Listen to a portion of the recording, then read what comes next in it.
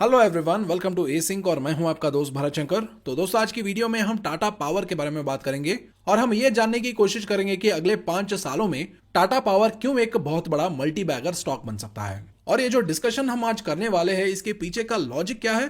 तो इसका लॉजिक बहुत ही सिंपल है। टाटा पावर ने इन्वेस्टर्स को कुछ कमिटमेंट्स प्रॉमिस किए थे और उन कमिटमेंट्स और कंपनी के विजन को देख के बहुत सारे इन्वेस्टर्स ने कंपनी में इन्वेस्ट किया और कंपनी का स्टॉक प्राइस ऊपर गया। और अभी कंपनी उन कमिटमेंट्स को फुलफिल करने के लिए और उन कमिटमेंट्स को एग्जीक्यूट करने के लिए कुछ ऐसे एक्शंस रोल आउट करने वाला है जो इस कंपनी में next phase of growth drive कर सकता है। और उसके साथ साथ कंपनी अपना जो इलेक्ट्रिसिटी प्रोड्यूस करने का जो कैपेसिटी है उसको मैसिव तरीके से इंक्रीज करना चाहता है। तो इन्हीं सारे डेवलपमेंट्स को कंसिडर करके हम एक नैरोड और फोकस्ड डिस्कशन करेंगे, जिसे हम ये समझने की कोशिश करेंगे कि ये कंपनी अगले 5 सालों में क्यों एक बहुत बड़ा मल्टी बैगर स्टॉक बन सकता है। लेकिन डिस्कशन को आगे बढ़ाने से पहले देख लेते हैं आज के क्विज का सवाल। और आज का क्विज का सवाल यह है कि एयर इंडिया के फाउंडर कौन है? जवाब के ऑप्शंस है जमशेदजी टाटा, रतन टाटा या जेआरडी टाटा। जो भी जवाब आपको सही लगता है उसको आप कमेंट सेक्शन में बताइए और वीडियो के एंड में हम सही जवाब को भी डिस्कस करेंगे। और उसके अलावा स्टॉक मार्केट के रेगुलर अपडेट्स के लिए आप हमारे टेलीग्राम चैनल ज्वाइन कर सकते हैं, जिसका ज्वाइनिंग लिंक आपको नीचे वीडियो के डिस्क्रिप्शन में मिल जाएगा। और वीडियो के डिस्क्रिप्शन में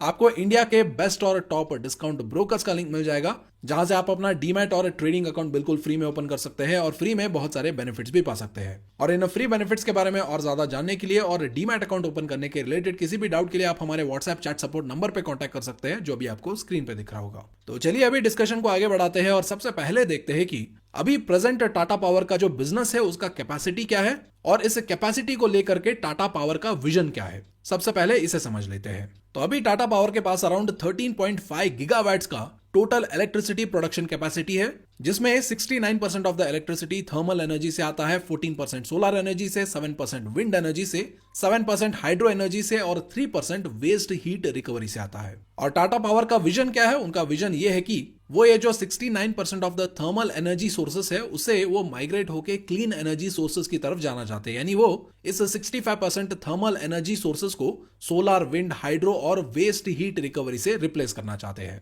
और ऐसा क्यों है? क्योंकि थर्मल एनर्जी जो है या थर्मल सोर्सेस जो है वो बहुत ही पोल्यूटिंग सोर्सेस में गिने जाते हैं, जिससे एनवायरमेंट में बहुत ज्यादा पोल्यूशन होता है और वो क्लाइमेट चेंज को बहुत ज्यादा इन्फ्लुएंस करता है डायरेक्टली। जिसकी वजह से अभी ये जो दुनिया भर के इलेक्ट्रिसिटी प्रोड्यूस करने वाले जो मार्केट लीडर कंपनीज हैं वो सारे क्लीन और रिन्यूएबल एनर्जी सोर्सेस की तरफ अपना बिजनेस माइग्रेट कर रहे हैं। क्योंकि अगर वो ऐसा नहीं करेंगे तो ये कंपनी फ्यूचर में खत्म हो जाएंगी। और जो कंपनीज फ्यूचर में प्रॉफिटेबली सर्वाइव करना चाहते हैं और थ्राइव करना चाहते हैं, then they have to move towards clean and renewable energy sources, जो अभी टाटा पावर कर रहा है, जो कि इंडिया में इलेक्ट्रिसिटी मार्केट में मार्केट लीडर है। तो टाटा पावर का विजन क्या है? वो अल्टीमेटली थर्मल सोर्सेस से माइग्रेट होकर क्लीन एनर्जी सोर्सेस की तरफ जाना चाहते हैं और उसका टारगेट भी उन्होंने सेट करके रखा है, यानी डेडलाइन भी सेट करके रखा है, जहां पर उनका 2025 का डेडलाइन ये है कि वो उनके 60% ऑफ द टोटल एनर्जी जो है या इलेक्ट्रिसिटी जो है वो क्लीन और ग्रीन कैपेसिटी से आएगा या सोर्सेस से आएगा। एंड बाय 2030 ये कैपेसिटी वो 80% तक इंक्रीज करना चाहते हैं।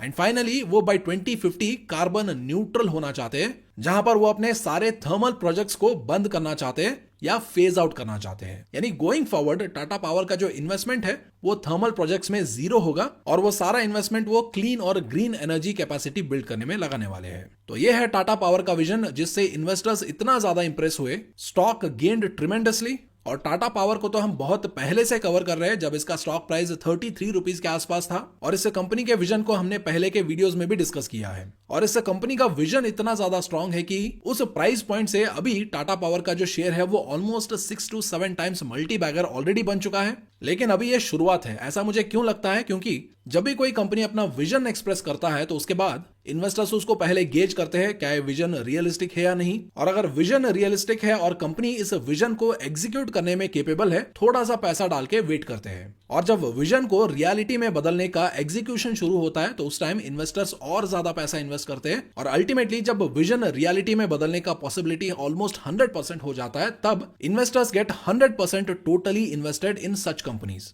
और ये जो इन्वेस्टमेंट मॉडल है ये स्टार्टअप इन्वेस्टर्स में बहुत ज्यादा फेमस है, लेकिन इस इन्वेस्टमेंट मॉडल को जो बड़े इन्वेस्टर्स होते हैं वो स्टॉक मार्केट में भी इस्तेमाल करते हैं, जहां पर वो सबसे पहले कंपनी को सुनते हैं, अगर वो रियलिस्टिक लगता है तो थोड़ा सा पैसा डाल देते हैं, और जो उन्होंने सुना है उसके एग्जीक्यूशन के लिए अगर कंपनी स्टेप्स लेता है तो थोड़ा पैसा और डाल देते हैं, जब एग्जीक्यूशन शुरू होता है तो थोड़ा और ज्यादा पैसा डाल देते हैं, और जब एग्जीक्यूशन 100% श्योर हो जाता है तो उसके बाद उसमें वो टोटली इन्वेस्ट कर देते हैं। और इस टेक्निक को आपने राकेश झुनझुनवाला या विजय केडिया जैसे वेटरन इन्वेस्टर्स से भी सुना होगा। लेकिन हाँ, आगे बढ़ने से पहले मैं आपसे एक इंपॉर्टेंट रिक्वेस्ट करना चाहता हूं। ऐसे क्वालिटी कंटेंट बनाने के लिए घंटों का रिसर्च लगता है, और उस मेहनत के बदले अगर आप हमें अप्रिशिएट करना चाहते हैं तो ये जो वीडियो के ऊपर लाइक बटन दिख रहा है इसको प्रेस करके आप वीडियो को लाइक कर सकते हैं। और अभी टाटा पावर में जो ग्रोथ हुआ है वो सिर्फ विजन की वजह से हुआ है। अभी एग्जीक्यूशन प्लान और एग्जीक्यूशन से जो ग्रोथ है वो अभी भी बाकी है, और अभी टाटा पावर में जो विजन उन्होंने दिखाया था उसका एग्जीक्यूशन अब शुरू हो चुका है, जहां पर कंपनी ने रिसेंटली अपने एनुअल जनरल मीटिंग में ये अनाउंस किया है कि वो अपने रिन्यूएबल एनर्जी कैपेसिटी को बढ़ाने के लिए अगले 5 सालों में अराउंड 75,000 करोड़ कैपेक्स इन्वेस्ट करने वाला है। और इन 75,000 करोड़ इन्वेस्टमेंट में इस फाइनेंशियल ईयर में वो अराउंड 10,000 करोड़ इन्वेस्ट करना चाहता है। और टाटा पावर ये जो 75,000 करोड़ का इन्वेस्टमेंट करना चाहता है उसका ऑब्जेक्टिव क्या है, यानी उस इन्वेस्टमेंट से टाटा पावर क्या अचीव करना चाहता है। तो इस इन्वेस्टमेंट का सबसे पहला ऑब्जेक्टिव ये है कि वो अगले 5 सालों में वो अपना ग्रीन एनर्जी कैपेसिटी 60% तक इंक्रीज करना चाहते हैं, और इस फाइनेंशियल ईयर में वो जो 10,000 करोड़ इन्वेस्ट करने वाले हैं उससे वो अपना जो रिन्यूएबल एनर्जी कैपेसिटी है उसमें 707 मेगावाट्स का additional capacity by financial year 2022 add करना चाहते हैं। और अभी कंपनी के पास अराउंड 13,000 करोड़ का ऑर्डर बुक है in the segment of solar engineering, procurement and construction business, जो कि इसका सोलर ईपीसी बिजनेस है। तो उसमें वो प्रोजेक्ट्स एग्जीक्यूट करना चाहते हैं, जिसके लिए वो इस फिजिकल ईयर में अराउंड 14,000 करोड़ का इन्वेस्टमेंट करने वाला है अक्रॉस सेगमेंट्स। और इन सारे डिटेल्स को टाटा पावर के चेयरमैन एन चंद्रशेखरन जी शेयर होल्डर्स मीटिंग में खुद अनाउंस करते हैं। यानी अभी टाटा पावर के जो विजन्स है उसको अकम्प्लिश करने के लिए कंपनी ने ऑलरेडी एक्शंस रोल आउट कर दिया है। एंड ऑल्सो इन जनरल अगर आप देखेंगे तो किसी भी पावर कंपनी में ग्रोथ कैसा होता है, तो पावर कंपनी में ग्रोथ होने के लिए सिर्फ 2 ही ऑप्शंस हैं। पहला ऑप्शन है कैपेसिटी एक्सपेंशन और दूसरा है वैल्यूएशन। जस्ट फॉर एग्जांपल, अगर कोई पावर कंपनी 10 यूनिट्स का इलेक्ट्रिसिटी प्रोड्यूस करता है और उसको 1 रुपए पे बेचता है, तो ये कंपनी जो रेवेन्यू कमाता है वो सिर्फ 10 रुपए तक ही रिस्ट्रिक्टेड है। और अगर एक कंपनी 10 रुपए से ज्यादा कमाना चाहता है तो वहां पर सिर्फ 2 ही पॉसिबिलिटीज है। पहला पॉसिबिलिटी क्या है, इलेक्ट्रिसिटी का कॉस्ट बढ़ना चाहिए, यानी प्राइस अगर 1 रुपी से इंक्रीज होके 1.1 रुपी हो जाता है तो ऐसे केस में कंपनी का जो रेवेन्यू है वो 11 रुपए हो जाएगा। लेकिन अगर किसी पावर कंपनी का ग्रोथ इलेक्ट्रिसिटी का प्राइस इंक्रीज होने पे डिपेंडेंट है तो वो उतना अच्छा ग्रोथ मॉडल नहीं हो सकता है। तो इसलिए अगर कोई पावर कंपनी सस्टेनेबल ग्रोथ चाहता है तो उसे टाइम टू टाइम अपना जो कैपेसिटी है, यानी इलेक्ट्रिसिटी प्रोड्यूस करने का जो कैपेसिटी है उसको इंक्रीज करते रहना है। यानी अगर कंपनी कैपेसिटी एक्सपेंशन करता है और अभी 20 यूनिट्स प्रोड्यूस करता है तो कंपनी का रेवेन्यू भी 20 रुपए हो जाएगा या डबल हो जाएगा, जिससे कंपनी का ग्रोथ प्रेडिक्टेबल हो जाएगा। और जब कैपेसिटी बढ़ेगा, जब रेवेन्यू बढ़ेगा, प्रॉफिट्स बढ़ेगा तो ऑटोमेटिकली शेयर प्राइस भी बढ़ेगा। तो ये ग्रोथ का पहला ऑप्शन है। और अभी ग्रोथ का दूसरा ऑप्शन क्या है, कंपनी ESG नॉर्म्स फॉलो करे, जिससे कंपनी का वैल्यूएशन इंक्रीज हो जाएगा। और यहाँ पर ESG नॉर्म्स का मतलब क्या है, एनवायरमेंटल, सोशल और गवर्नेंस नॉर्म्स। और अभी सवाल आता है कि ये क्या होता है, तो ये कुछ ऐसे कंपनीज होते हैं जो एनवायरमेंट को डैमेज नहीं करते हैं, सोशली रिस्पॉन्सिबल होते हैं और कंपनी के गवर्नेंस को क्लीन एंड नीट तरीके से चलाते हैं। और ऐसे कंपनीज में ESG इन्वेस्टर्स इन्वेस्ट करते हैं, जिसकी वजह से इनका वैल्यूएशन ज्यादा हो जाता है। यानी फॉर एग्जांपल, अगर कोई थर्मल एनर्जी वाला कंपनी है तो उसका वैल्यूएशन 10 से 15 PE के आसपास हो सकता है। वही अगर कोई कंपनी ग्रीन कंपनी है जो कि ESG नॉर्म्स के अंडर आता है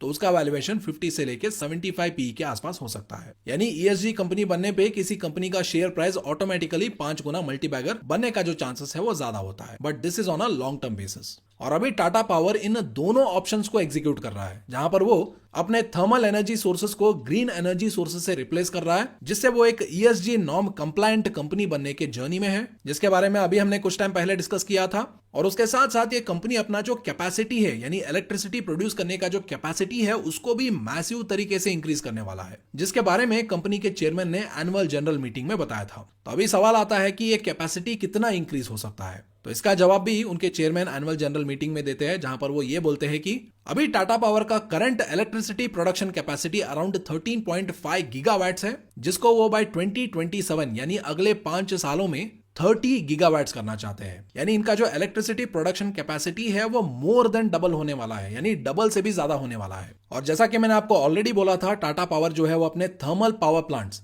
यानी जो कोयला जला के इलेक्ट्रिसिटी प्रोड्यूस करते हैं, ऐसे प्लांट्स में वो फ्यूचर में इन्वेस्ट नहीं करने वाला है। ऐसा कमिटमेंट ऑलरेडी उन्होंने कर दिया है, जिसकी वजह से ये जो मोर देन डबल का कैपेसिटी एक्सपेंशन होने वाला है, ये अब क्लीन एनर्जी पोर्टफोलियो में ही होगा, यानी रिन्यूएबल एनर्जी से ही होगा, जिससे इफेक्टिवली बाय 2027 जो भी इलेक्ट्रिसिटी टाटा पावर प्रोड्यूस करेगा उसमें 60% of the electricity clean energy portfolio यानी रिन्यूएबल एनर्जी से ही आएगा। और इस एम्बिशियस टारगेट को अचीव करने के लिए सोलर पावर जो है वो सबसे ज्यादा कंट्रीब्यूट करने वाला है। और अगर सोलर एनर्जी का इतना बड़ा कैपेसिटी बिल्ड करना है तो सोलर सेल्स और मॉड्यूल्स का एक स्टेबल सप्लाई भी होना चाहिए। और टाटा पावर इस सोलर सेल और मॉड्यूल्स के सप्लाई को खुद ही बिल्ड करना चाहता है, जिसकी वजह से उन्होंने ये डिसाइड किया है कि वो तमिलनाडु में एक 4 गीगावाट का सोलर सेल और मॉड्यूल्स का मैन्युफैक्चरिंग कैपेसिटी भी बिल्ड करेंगे, जिसके लिए टाटा पावर अराउंड 3000 करोड़ का इन्वेस्टमेंट करने वाला है। और इन सारे प्लान्स के अलावा टाटा पावर अपने कंज्यूमर सेंट्रिक और न्यू एज एनर्जी सॉल्यूशंस पे भी फोकस्ड है, जहां पर वो solar rooftop electric vehicle chargers, solar pump, smart meters, energy management solutions पे भी फोकस कर रहा है। और इन सारे छोटे छोटे सॉल्यूशंस को वो एक बिगर पिक्चर में इंटीग्रेट करने की भी विजन और प्लान रखता है। End of course Tata power अपने रिन्यूएबल एनर्जी के एम्बिशंस को अचीव करने के लिए ऑलरेडी इस साल अप्रैल में ही अराउंड 4000 करोड़ का फंड रेज कर चुका है। और अभी रिन्यूएबल एनर्जी का जो मार्केट है वो बहुत तेजी से आगे बढ़ने वाला है, क्योंकि रिसेंटली इंडिया ने एक हिस्टोरिक अनाउंसमेंट भी किया है, जहां पर इंडिया ने बाय 2070 नेट जीरो एमिटर होने का कमिटमेंट दिया है। और उसके अलावा गवर्नमेंट ये भी कमिटमेंट देता है कि बाय 2030 इंडिया का जो 50% ऑफ द एनर्जी रिक्वायरमेंट्स है वो रिन्यूएबल एनर्जी फुलफिल करेगा, जिसके लिए वो अराउंड 500 गीगावाट्स का रिन्यूएबल एनर्जी कैपेसिटी बिल्ड करेंगे। और इंटरनेशनल फोरम पे गवर्नमेंट के ऐसे एम्बिशियस अनाउंसमेंट्स को रियलिटी में बदलते देखना है तो वहां पर टाटा पावर जैसे कंपनीज को गवर्नमेंट का पूरा सपोर्ट मिल सकता है, क्योंकि यहां पर सिर्फ टाटा पावर का बिजनेस ही नहीं बढ़ रहा है, बल्कि यहां पर गवर्नमेंट का कमिटमेंट भी फुलफिल हो रहा है, जिसको उन्होंने इंटरनेशनल फोरम्स को दिया है। एंड ऑफ कोर्स ये मेरा ओपिनियन है कि टाटा पावर अगले 5 सालों में एक स्ट्रॉन्ग मल्टीबैगर बनने का चांस रखता है, लेकिन ऐसा नहीं है कि जो मैं बोलता हूं वो सच भी हो, क्योंकि मेरा काम है फैक्ट्स एनालाइज करना और जो भी एक्शंस और इवेंट्स हो रहे हैं उनको एनालाइज करना और उसके बेसिस पे जो पॉसिबल आउटकम हो सकता है उसको एंटिसिपेट करने की कोशिश करना। लेकिन जो पॉसिबल आउटकम्स है वो फ्यूचर में मैनिफेस्ट होंगे या नहीं होंगे वो बहुत सारे फैक्टर्स के ऊपर डिपेंड करते हैं, जिसको आज के टाइम में बैठ के प्रेडिक्ट करना ऑलमोस्ट नामुमकिन होता है। बट हैविंग सेड दैट, आपको ये भी समझना है कि एक एजुकेटेड गेस एक ब्लाइंड गेस से 1000 गुना एक्यूरेट भी होता है। Hope you understand my point. So finally, coming back to our quiz question, who is the founder of Air India? इसका सही जवाब है JRD टाटा। और एक फन फैक्ट सुनिए, एयर इंडिया जो है वो इंडिया का सबसे पहला फ्लाइट कैरियर एयरलाइंस भी था।